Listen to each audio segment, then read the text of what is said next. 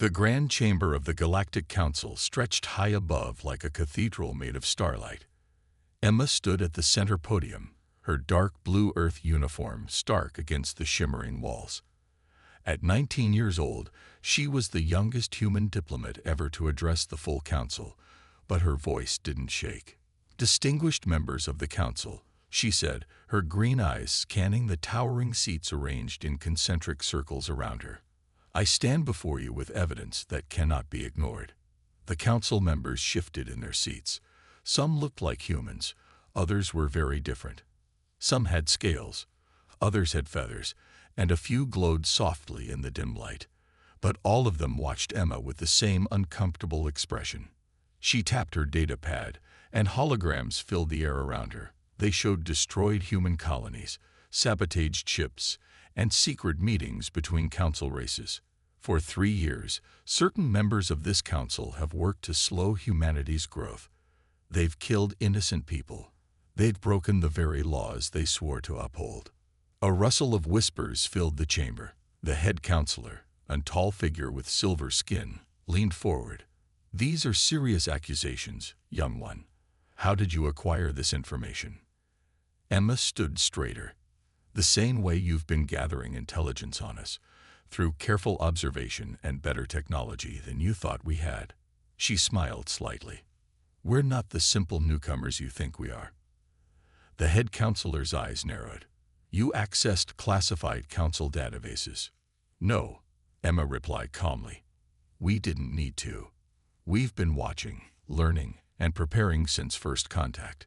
Today, I'm giving you a chance to address these crimes openly and fairly."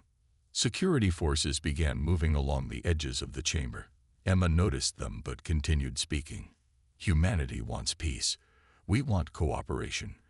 But we will not be quietly eliminated because we make you uncomfortable." "You have violated council security protocols," the head counselor announced, his voice echoing through the chamber. "Guards, detain her." Emma didn't move as the guards approached.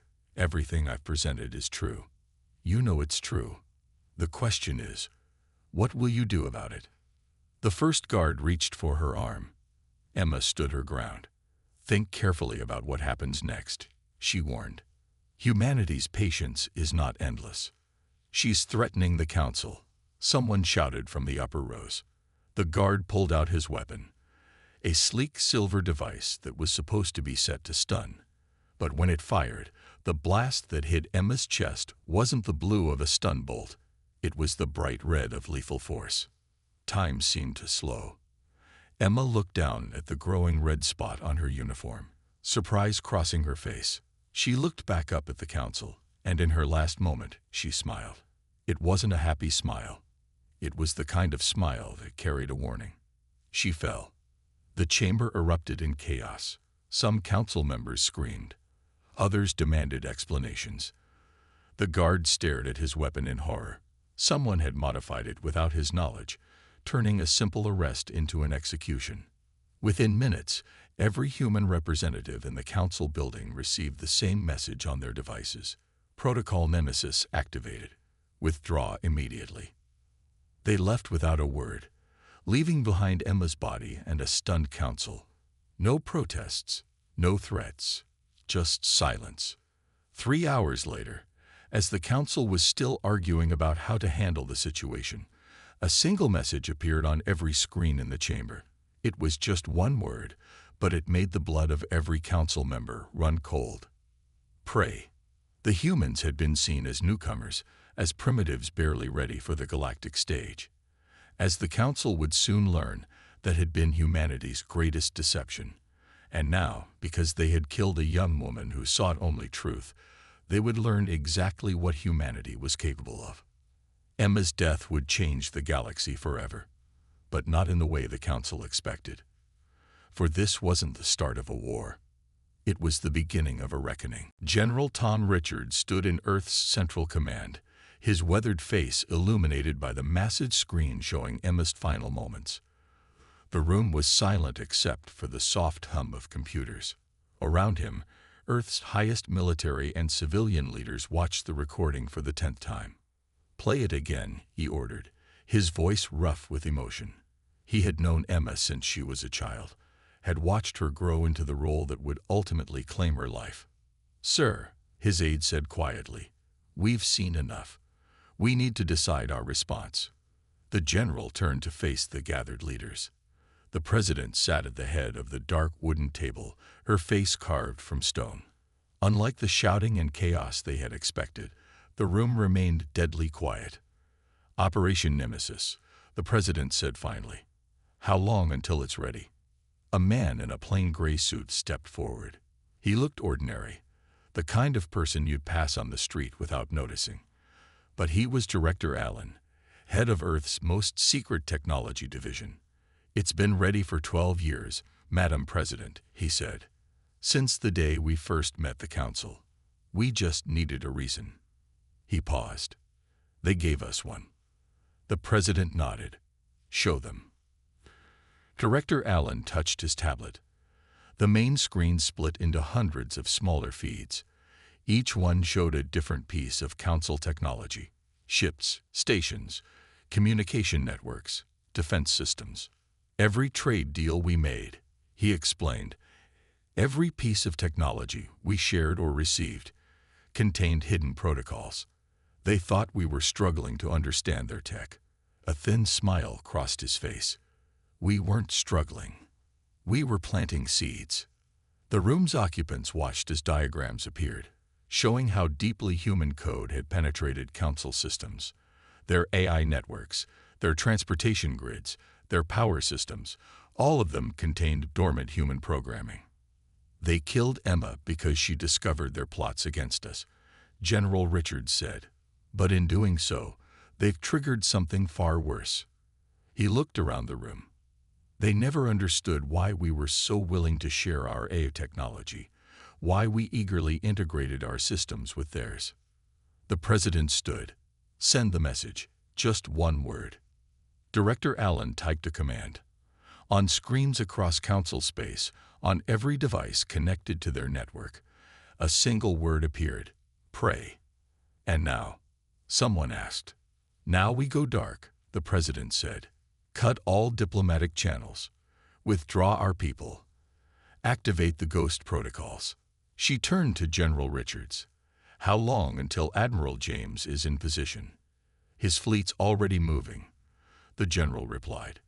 "They've been hidden in the outer regions for months, using the stealth systems we couldn't develop yet." His voice carried a hint of satisfaction. "The Council won't see them coming." "And the AI systems?" Director Allen smiled again. "They're already changing. Every Council eye has begun reciting human poetry about vengeance. Their security systems are starting to glitch. Small things for now, but growing." The president walked to the window, looking out at the gleaming towers of New Washington. "They thought we were primitive," she said softly. "They thought because we welcomed their technology, because we seemed eager to learn, that we were simple. They never asked why a species that could achieve faster than light travel on their own would need so much help with basic systems." She turned back to the room. "Emma died trying to give them a chance to change peacefully. They chose violence." Her eyes hardened. "Now they'll learn why humanity survived countless wars, disasters, and challenges. We don't just fight. We prepare. We plan. We wait." "And then?" General Richards asked. "And then," the president said, "we show them exactly what humanity can do when we stop pretending to be less than we are." Across Council space, the first systems began to fail. The reckoning had begun, and humanity wouldn't need to fire a single shot to bring the mighty Galactic Council to its knees. They had prepared for this moment for 12 years. Now they just had to watch it unfold. The High Counselor paced in his private chamber, his silver skin dulled with stress. The massive window behind his desk, usually showing a beautiful view of the capital city, displayed only darkness. The city's power grid had failed for the third time this week. "How?" he demanded. "How are they doing this?" His chief technology advisor, Reed, tapped nervously on his datapad. "Sir, it started small. First, the AI assistants began acting strange. They would stop mid-task and recite Earth poetry. Poetry. The High Counselor stopped pacing. What kind of poetry? Reed cleared his throat and read from his pad. One AI simply repeated, "And when you gaze long into an abyss, the abyss also gazes into you." Another kept saying, "They have sown the wind, and they shall reap the whirlwind."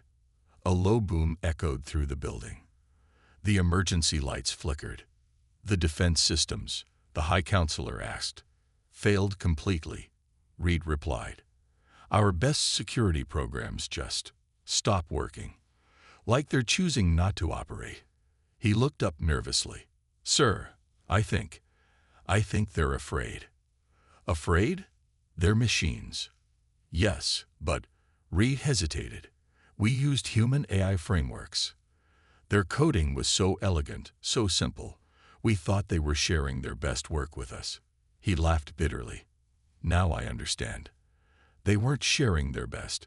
They were sharing what they wanted us to use. The door burst open.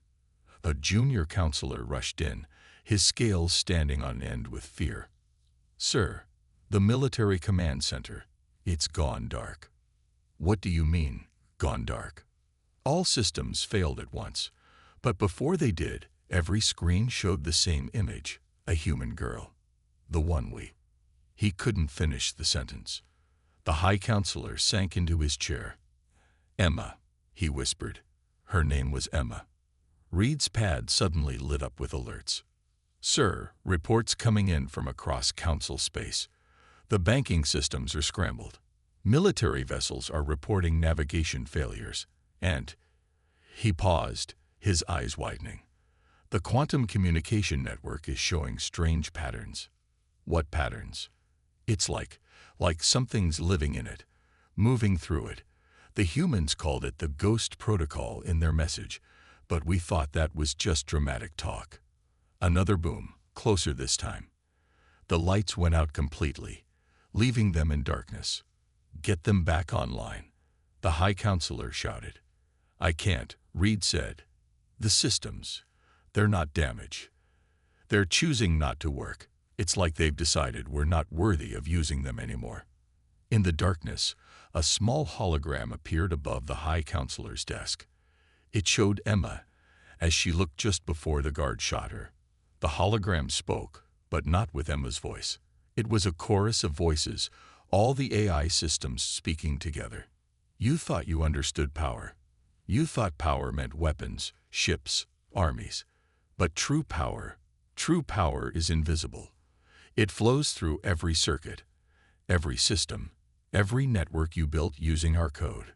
You killed her because you feared what she knew. Now you'll fear what you don't know. The hologram faded, leaving them in darkness again. What do they want? The junior counselor whispered.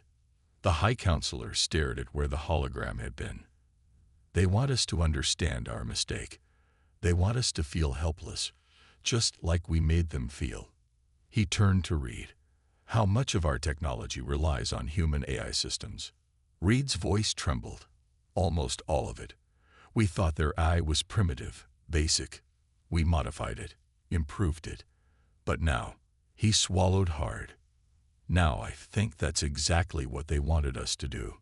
In the darkness, another system failed. And another. Across Council space, the mighty civilization that had looked down on humanity began to realize a terrifying truth. They had never been in control. They had been playing humanity's game all along, and they were about to lose. Admiral Robert James stood on the bridge of his ship, the shadow of dawn, watching the stars through the view screen. His gray hair and lined face showed his age, but his blue eyes, the same color as Emma's had been, burned with purpose. The bridge was silent except for the soft beeping of computers. Status report, he ordered quietly. His second-in-command, Captain Lisa Miller, looked up from her screen. The Council's defense network is completely blind, sir. They can't see us even when we're right in front of their sensors. And the rest of the Ghost Fleet. All ships reporting ready. 25 vessels, positioned exactly as planned. She paused. "Sir, they still think their sensors are working. They just can't see us." Admiral James nodded. He touched a photo on his command chair, Emma at her graduation, smiling brightly. "Begin Phase 2, he ordered. Across Council space, the Ghost Fleet moved like shadows between the stars, ships that officially didn't exist, using technology that humanity had claimed was decades away from developing. They slipped past the Council's most secure facilities, their presence marked only by mysterious power failures and data corruptions. On a Council military base, alarms suddenly blared. The base commander rushed to the control room. "Report," he shouted. "Sir, all weapons systems just went offline." An officer responded. "And the secure data vault, it's emptying itself. Everything's being deleted." "How?" "There's no one." The commander stopped as a human ship suddenly appeared outside their main window, seeming to materialize from nothing. As they watched in horror, it disappeared again, leaving behind only a message floating in space made of glowing energy. She wanted peace. You chose war.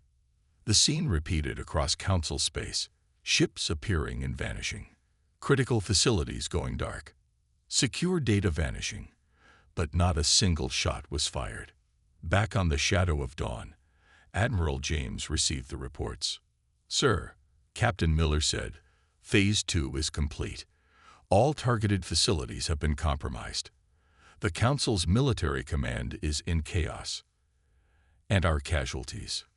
"Zero, sir. They never even got close to detecting us." Admiral James stood and walked to the view screen. "Open a channel to Earth Command." The screen changed to show General Richards. "Report, Admiral." "Ghost Protocol is proceeding exactly as planned, sir. The Council's military capabilities are now completely compromised. They're starting to realize that their sensors, their weapons, their secure networks, none of it was ever truly under their control." "Excellent." General Richards leaned forward. "And the special package?" "Delivered to all their main systems, the moment they try to coordinate any kind of military response." Admiral James allowed himself a small smile. "Well, they'll find their entire command structure has been speaking to ghosts for the past hour." A new alert flashed on Captain Miller's screen. "Sir, the Council's war room just tried to order a counterattack." "When they did?" "Yes." Admiral James turned to her. "Their entire strategic command AI revealed itself to be one of ours. It's been feeding them false information for the past 3 hours. Their fleet is scattered across 50 systems, chasing sensor ghosts." Admiral James looked back at the General's image. "Sir, request permission to proceed to Phase 3. General Richards nodded. "Granted. And Robert," his voice softened, "Emma would be proud." The Admiral touched the photo again. "No, sir. Emma would be sad it came to this. That's why we're doing it this way. No deaths, no destruction. Just the truth they tried to hide, revealed through their own systems." He turned to his crew. "Begin Phase 3. Let's show the Council exactly what humanity can do when we stop pretending." The Ghost Fleet moved again, invisible and unstoppable. They had spent years preparing for this moment, hiding their true capabilities behind a mask of simplicity and eagerness to learn. Now the mask was off, and the Council would learn that their greatest mistake wasn't killing Emma. It was believing they had ever understood humanity at all. Professor Marcus walked through the empty halls of the Council's main science facility. The building had once been filled with the galaxy's brightest minds. Now it was silent, its advanced equipment dark and lifeless. Only emergency lighting cast shadows on the walls. He wasn't supposed to be here. The Council had banned all humans from their facilities, but their security systems saw what he wanted them to see. Nothing. The door to the main lab opened for him automatically. Inside, 5 Council scientists sat around a table, their faces lit by portable lights. They jumped when he entered. "Impossible." The lead scientist gasped. Our systems should have.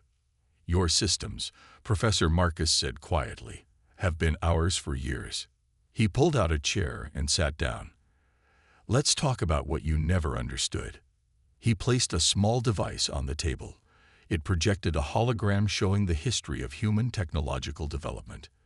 You thought we were playing catch-up, he said, eagerly learning from your advanced civilization. The hologram showed human ships, weapons, and computers, but not the simple versions the Council knew. These were far more advanced, hidden away on Earth and its secret bases. We decoded your technology within months of first contact, Marcus continued.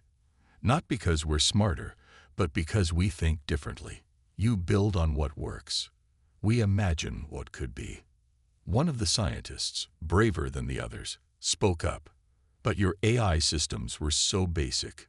Marcus laughed softly. Basic? We gave you exactly what we wanted you to have. Simple systems that you would trust, modify, and spread through your networks. And with each modification you made, each improvement, you actually helped us plant our code deeper into your civilization. He touched the device again. The hologram showed the true extent of human technological infiltration, a vast web spreading through every council system, every network, every piece of technology they had arrogantly shared with humanity. Your biggest mistake, Marcus said, wasn't thinking we were primitive. It was never asking why a species that had achieved faster than light travel independently would need help with simple computer systems. But the trade agreements, another scientist stammered. We gave you so much advanced technology. No, Marcus corrected gently.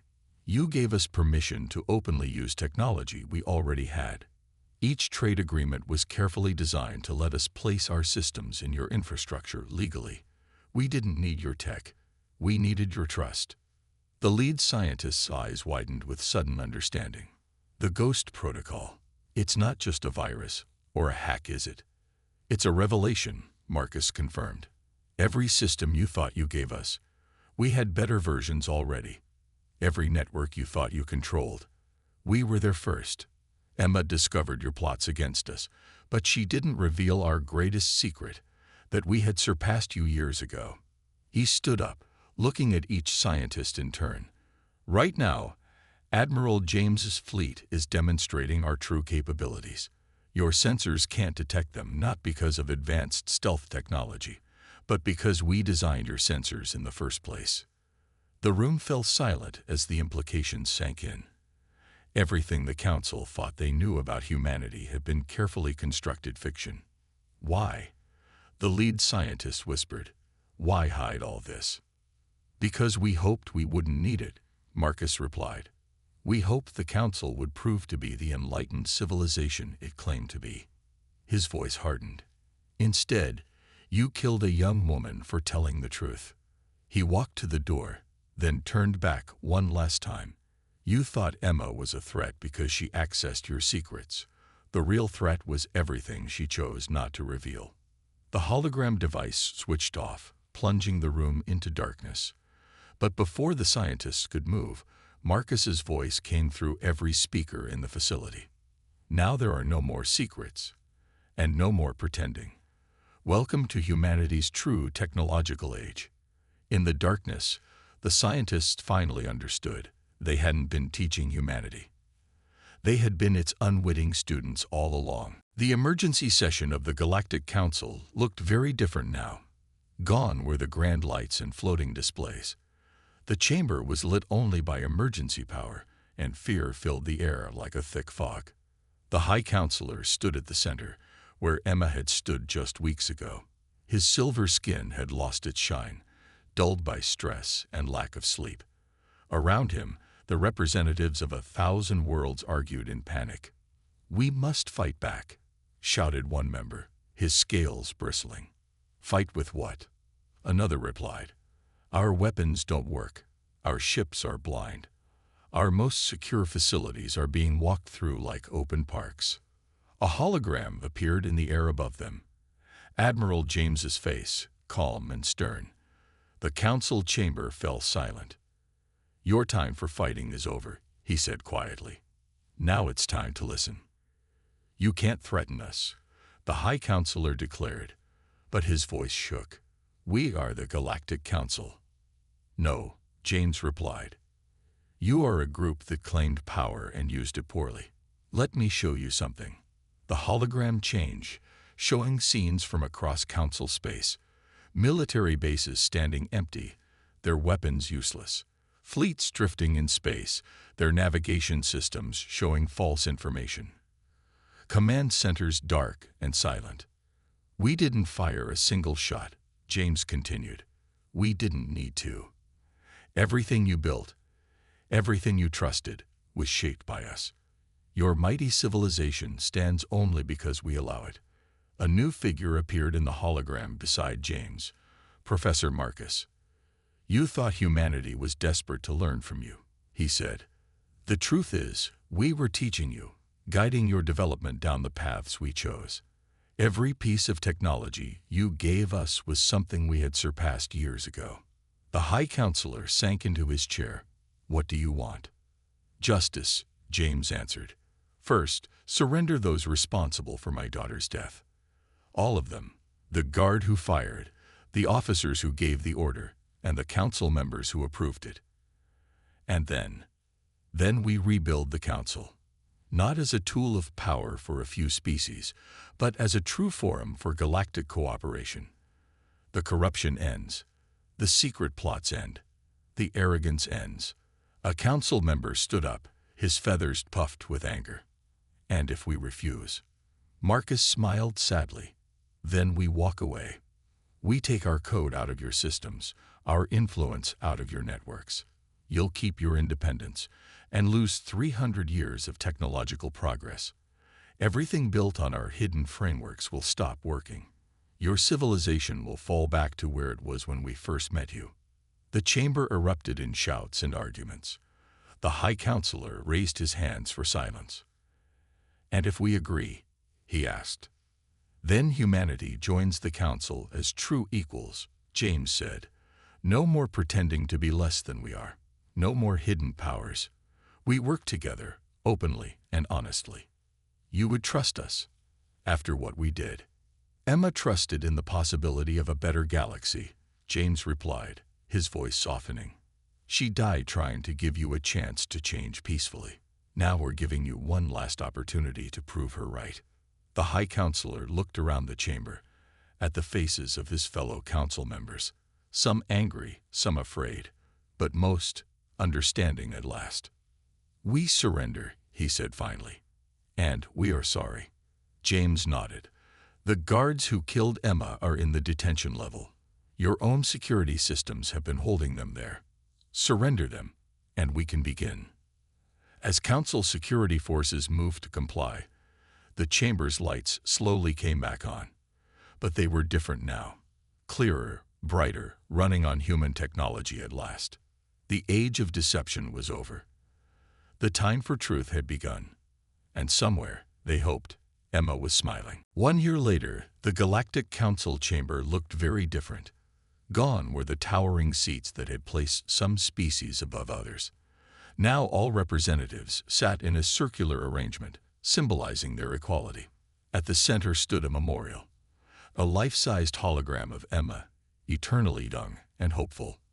Admiral James stood before the memorial, his dress uniform crisp and neat. Today marked both an ending and a beginning. The defendants have been found guilty, he announced to the assembled representatives. They will serve their sentences helping rebuild the colonies they once ordered destroyed. The High Counselor, now simply one voice among many, nodded in agreement. Justice has been served. But more importantly, we have learned from our mistakes. Professor Marcus stepped forward, activating the chamber's main display. It showed statistics that would have been unbelievable a year ago. Trade up by 300%, technological advancement accelerating across all species, poverty and inequality dropping on thousands of worlds. This is what happens when we work together honestly, Marcus said. No more hidden agendas, no more artificial barriers. Humanity's true technology, shared openly, has lifted all our civilizations. A young council member raised her hand. But how can we be sure this won't happen again? That power won't corrupt us once more. James smiled, touching the base of Emma's memorial. Because of this, he said, a new hologram appeared, showing lines of code flowing through the chamber. We call it the Emma Protocol. Not a weapon or a control system, but a reminder.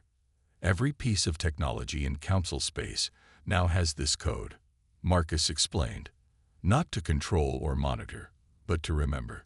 It contains the full story of what happened: humanity's deception, the council's corruption, Emma's death, and everything that followed. Anyone who accesses any advanced system gets a piece of the story. Knowledge is protection, the High Counselor mused, ensuring we never forget our mistakes. Exactly, James nodded. But there's more. Emma's last personal log was found in her quarters. We'd like to share it now. The hologram of Emma flickered and began to speak, her voice filling the chamber. If you're hearing this, something has gone wrong. I found evidence of corruption that goes against everything the Council claims to stand for. But I also found hope. In my studies of Council history, I saw countless examples of different species learning to work together, to overcome their fears and prejudices. That's the real strength of the Council, not its technology or its laws, but its ability to change and grow.